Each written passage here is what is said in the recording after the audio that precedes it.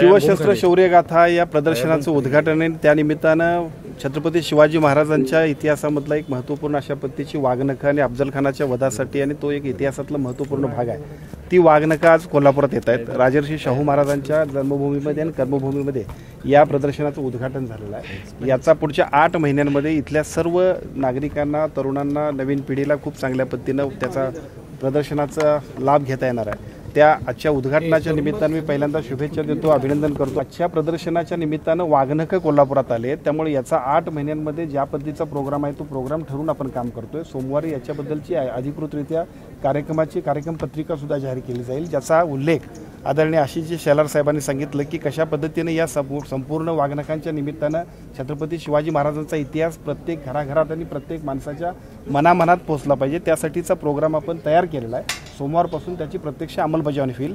आजचा हा जो काही कार्यक्रम आहे हा औपचारिक होता, कारण मंत्री महोदय सुद्धा ऑनलाईन होते, त्यामुळे साहजिकच आजचा कार्यक्रम याच्यापेक्षा सुद्धा इथून पुढचा जो 8 महिने आमच्याकडे आहेत त्या सगळ्यांच्या माध्यमातून वाघनखं, छत्रपती शिवाजी महाराजांचा इतिहास आणि त्यानिमित्तानं ही खूप चांगल्या पद्धतीनं स्वराज्याची प्रेरणा आम्ही सर्व सामान्य माणसांपर्यंत पोहोचवणार।